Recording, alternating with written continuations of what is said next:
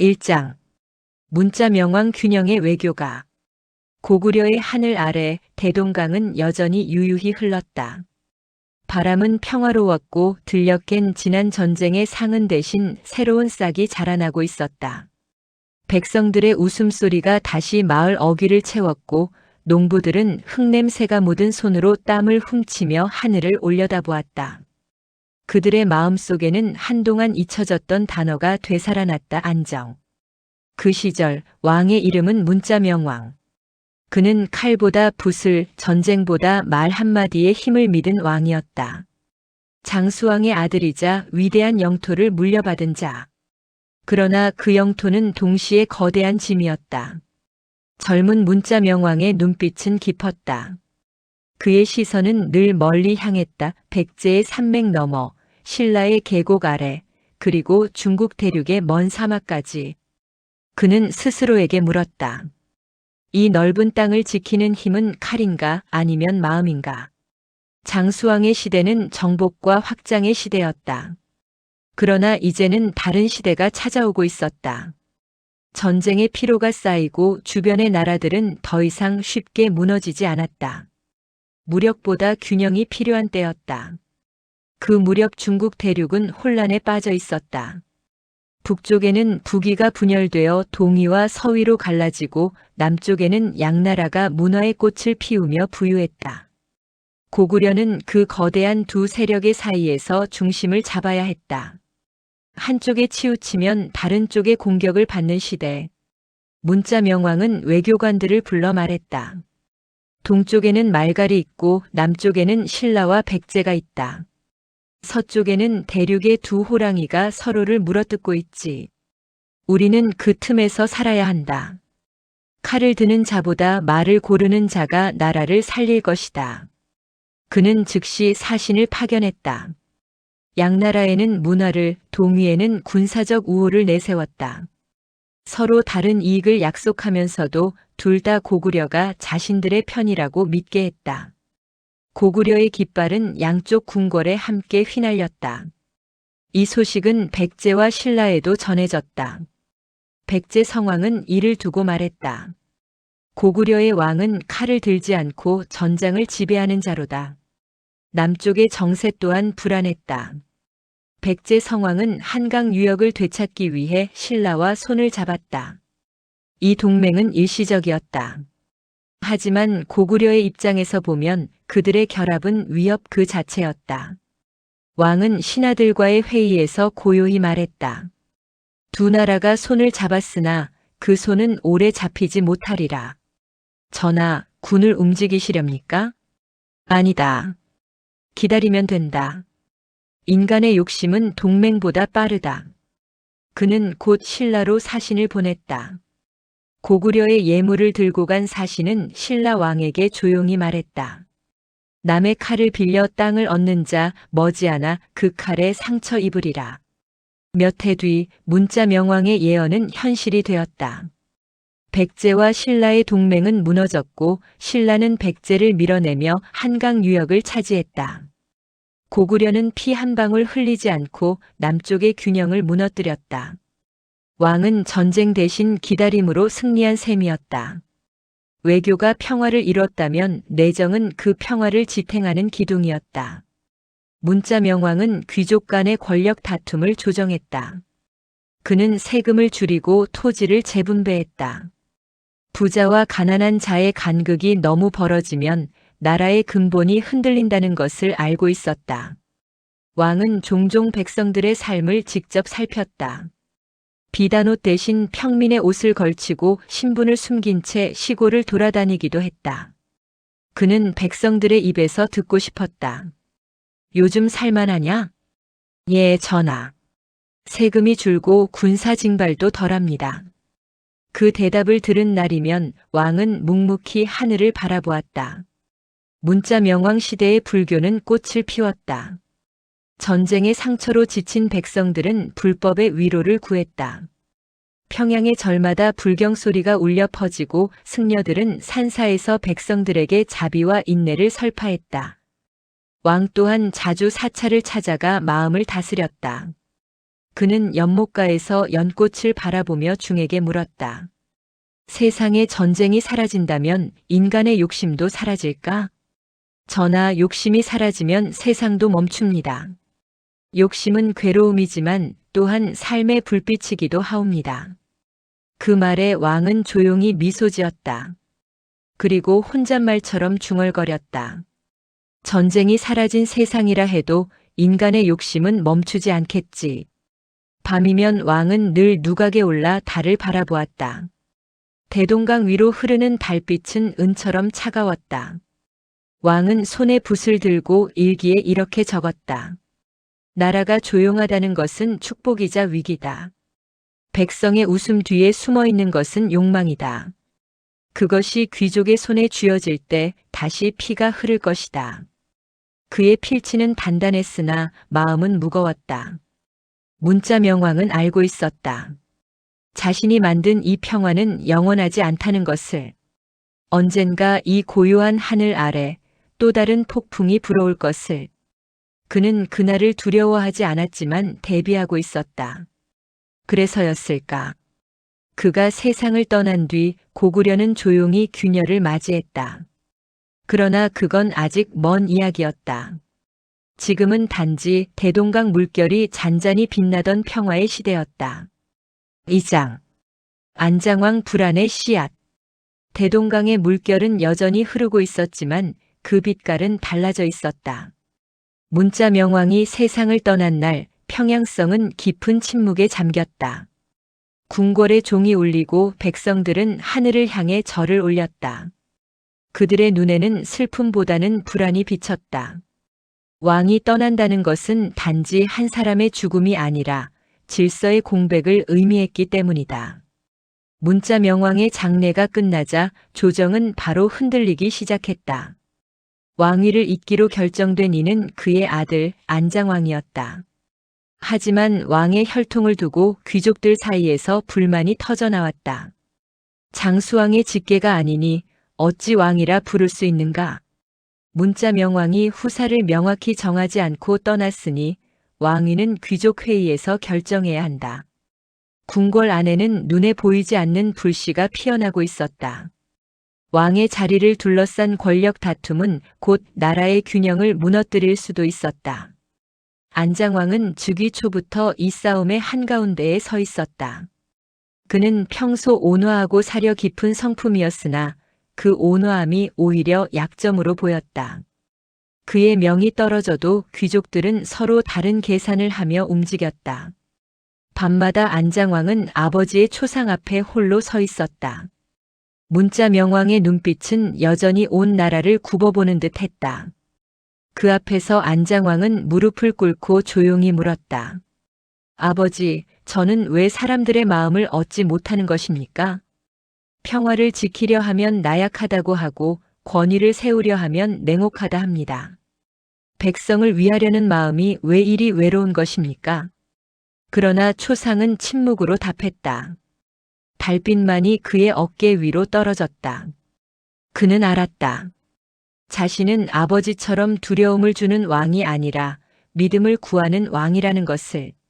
하지만 시대는 그런 왕을 원하지 않았다. 조정에서는 연일 소리가 높았다. 왕이 명을 내리면 귀족들은 서로 눈치를 보았다. 왕명은 중요하지만 실무는 우리 가문이 맡고 있지 않은가. 왕의 뜻도 결국 귀족의 동의 없이는 이루어질 수 없다. 그들은 더 이상 왕을 중심으로 움직이지 않았다. 지방의 대시족들은 각자의 영지에서 세금을 독자적으로 거두기 시작했다. 중앙에 세금이 가지 않으면 나라가 무너진다는 상식조차 무시되었다. 그들의 관심은 나라가 아니라 가문의 번영이었다. 이런 상황에서도 안장왕은 힘으로 제압하려 하지 않았다. 그는 끝까지 대화를 택했다. 귀족 대표들을 불러 차분히 말했다. 고구려의 강함은 하나됨에 있다. 우리 모두가 욕심을 조금만 내려놓는다면 백성의 고통이 줄어들 것이다. 그러나 돌아온 것은 냉소뿐이었다. 전하, 세상은 이상으로 돌아가지 않습니다. 이상은 칼이 있을 때만 힘을 갖는 법이지요. 왕의 눈빛이 흔들렸다. 그 말이 옳다는 것을 그도 알고 있었기 때문이다. 내부가 불안했지만 안장왕은 외부의 평화를 유지하고자 했다. 그는 남쪽의 신라, 서쪽의 북위, 북쪽의 말갈과 모두 화친을 유지했다. 사신이 오가며 평양의 궁궐에는 각국의 언어가 들렸다. 그의 목표는 명확했다. 전쟁 없는 시대를 이어가는 것. 그러나 아이러니하게도 그 평화가 내부를 더 약하게 만들고 있었다. 전쟁이 없으니 무인들의 권세가 줄어들고 대신 문신과 귀족의 세력이 급격히 커졌다. 그들은 금과 토지, 문서로 권력을 쌓았다. 왕을 위해 싸우는 칼은 녹슬고 대신 붓과 계산서가 나라를 지배하기 시작했다. 왕의 명보다 귀족의 서류 한 장이 더 큰 힘을 갖는 세상이 되어가고 있었다. 백성들은 여전히 평화로운 시대라 불렀다. 전쟁이 없었고 곡식은 풍성했다. 하지만 왕궁 깊은 곳에서는 조용한 부패가 싹트고 있었다. 관리들이 뇌물을 받고 지방에서 올라오는 세곡이 줄어들었다. 백성들이 내는 세금의 절반은 귀족들의 창고로 사라졌다. 그럼에도 왕은 분노를 드러내지 않았다. 그는 여전히 화합을 꿈꿨다. 칼을 휘두르면 잠시의 복종을 얻지만 마음을 얻지 못한다. 그러나 왕이 모르는 사이 그의 관대함은 무능으로 불렸다. 귀족들은 속삭였다. 문자 명왕은 강철의 눈을 가진 왕이었지만 그의 아들은 부드러운 바람에 불과하구나. 왕은 자신이 점점 작아진다는 걸 느꼈다. 궁궐 회의에서 신하들은 왕의 얼굴보다 서로의 표정을 더 살폈다. 왕의 명이 떨어져도 지방으로 내려가는 동안 이미 누군가에 의해 수정되었다. 하루는 어린 시절부터 곁을 지킨 노신이 왕에게 말했다. 전하, 나라가 조용하다고 해서 평온한 것은 아닙니다. 물은 잔잔해도 밑에서는 흐름이 거세옵니다. 그 말에 안장왕은 잠시 눈을 감았다. 그는 속으로 되뇌었다. 문자 명왕이 쌓은 평화의 탑 위에서 나는 모래를 밟고 있는 것인가. 밤이면 왕은 촛불을 켜고 홀로 서책을 읽었다. 전쟁의 역사를 기록한 고서를 넘길 때마다 그는 이상한 슬픔을 느꼈다. 그 속의 영웅들은 모두 피를 흘렸지만 그 피 위에 나라가 세워졌다. 자신은 피 한 방울 흘리지 않았지만 나라의 기운이 서서히 식어가는 것을 느끼고 있었다. 그는 한 줄의 글을 남겼다. 전쟁의 상처는 흉터로 남고 평화의 상처는 흔적도 없이 스며든다. 그러나 둘 다 나라를 병들게 한다. 안장왕의 통치는 그렇게 지나갔다.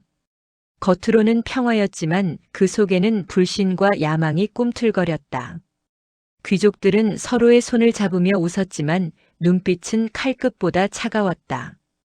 그리고 그들이 심은 불안의 씨앗은 훗날 왕위 계승을 둘러싼 더 큰 폭풍으로 자라나게 된다.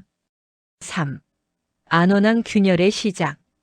안장왕이 세상을 떠나자 고구려의 궁궐은 다시 한번 깊은 어둠에 잠겼다. 왕이 서거한 날 대동강의 물결마저 고요했다. 하지만 그 고요함은 잠시뿐이었다. 장례가 끝나기도 전에 왕위를 두고 귀족들 사이에서는 은밀한 속삭임이 오갔다. 안장왕의 동생이 왕위를 잇는 것이 도리다.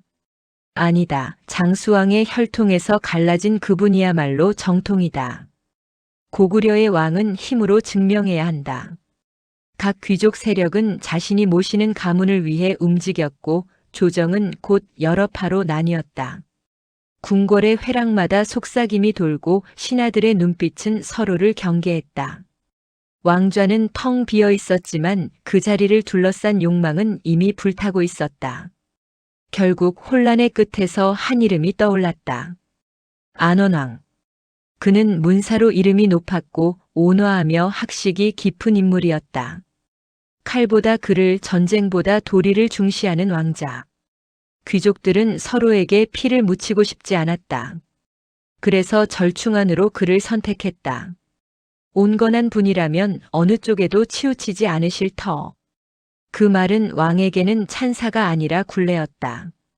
왕위에 오른 안원왕은 즉위식 날 사람들 앞에서 이렇게 말했다.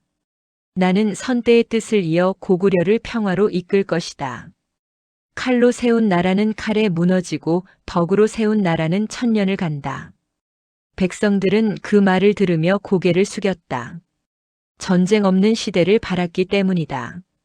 하지만 그 말은 귀족들에게 약점으로 들렸다. 그들은 속으로 웃으며 말했다. 전쟁을 두려워하는 왕이라면 우리 뜻을 거스를 수 없겠지.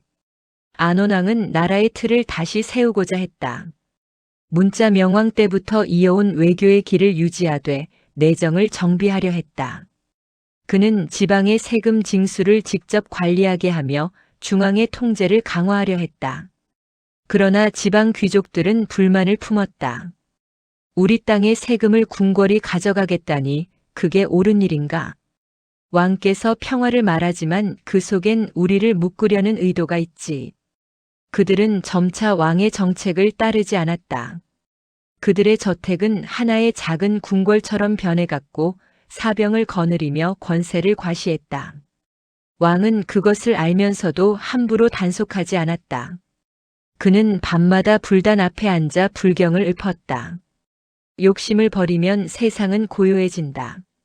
그러나 욕심은 바람 같아 손으로 막을 수 없구나. 그의 곁을 지키던 승려는 조심스럽게 물었다. 전하, 그대의 덕은 크지만 덕만으로 세상을 다스릴 수 있겠습니까? 왕은 고개를 들지 않은 채 조용히 대답했다. 칼로 세운 권력은 언젠가 피로 사라진다. 나는 그 길을 걷지 않으리라. 안원왕의 치세는 겉으로는 평화로웠다. 대동강가의 시장에는 상인들이 몰려들었고 농부들은 풍년을 노래했다. 사찰에서는 불경이 울려 퍼지고 어린이들의 웃음소리가 마을마다 흘렀다. 그러나 그 평화는 얇은 비단 같았다. 조정 안에서는 작은 틈이 벌어지고 그 틈 사이로 불신이 스며들었다. 귀족들은 서로를 견제했고 신하들은 왕의 명령을 듣는 척하며 각자의 이익을 챙겼다. 왕이 명을 내리면 그것은 곧 논의의 대상이 되었다. 왕의 명이 곧 법이다. 그러나 귀족 회의의 동의 없이는 법이 될 수 없다. 그 말은 고구려 왕권의 몰락을 알리는 첫 신호였다. 안원왕은 점점 고독해졌다. 그는 선대의 초상화 앞에 앉아 오랫동안 침묵했다. 문자 명왕께서 균형으로 나라를 지키셨고 안장왕께서 평화를 지키려 하셨다.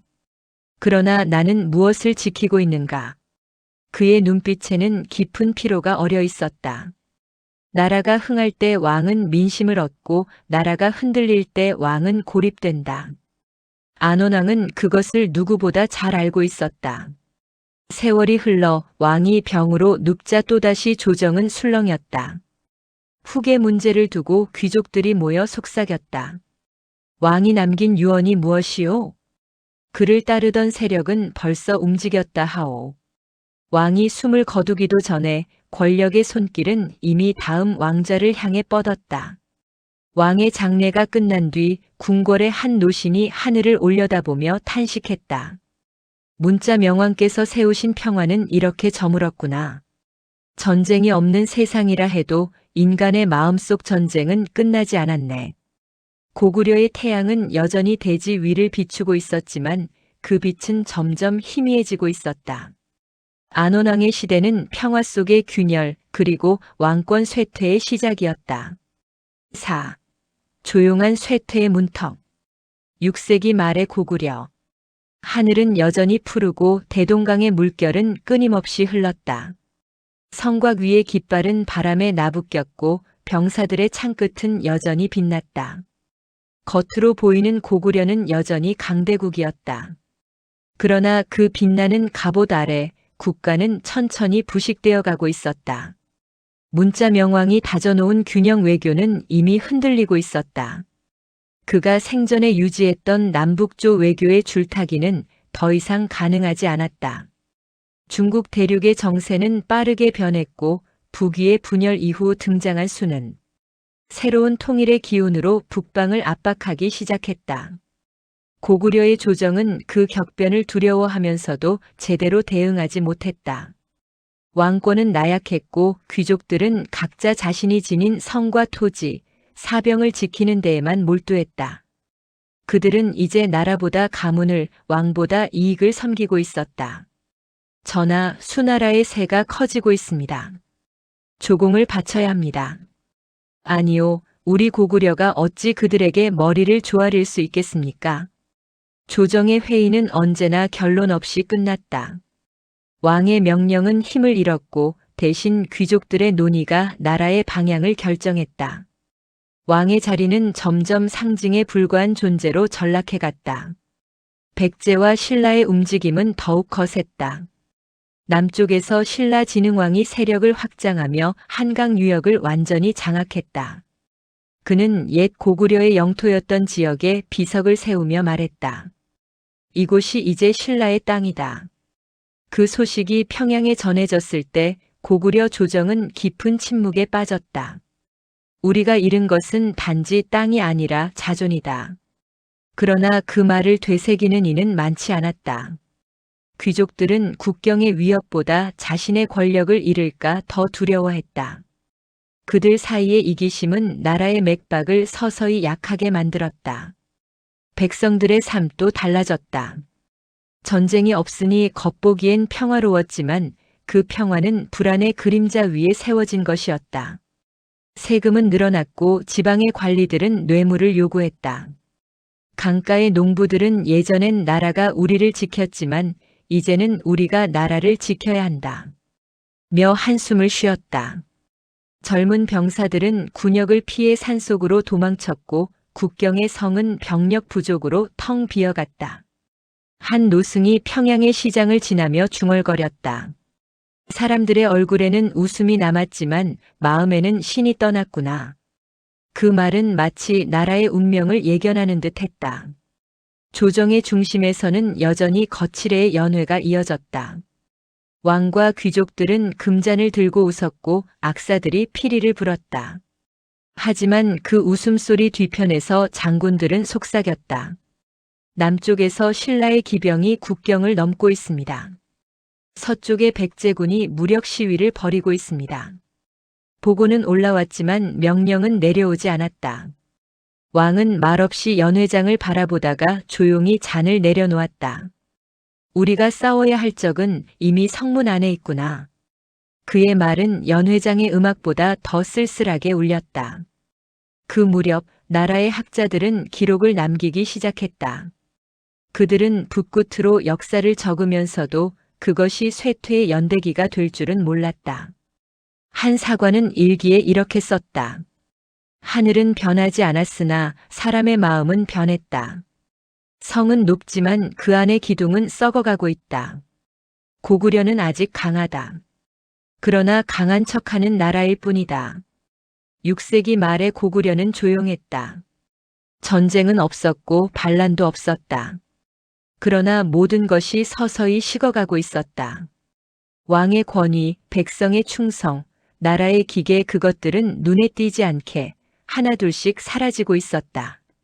아무도 그 사실을 인정하지 않았다. 아직 우리는 강하다. 고구려의 하늘은 천년을 지탱할 것이다. 그들은 그렇게 믿고 싶었다. 그러나 역사는 이미 그들의 어깨 위에서 조용히 기록을 쓰고 있었다. 그 붓끝은 아무 소리도 내지 않았지만 그 잉크는 몰락의 서문이 되고 있었다. 그리고 훗날 사람들은 이 시기를 이렇게 불렀다. 조용한 쇠퇴의 문턱 위대한 제국이 서서히 잠들던 시대.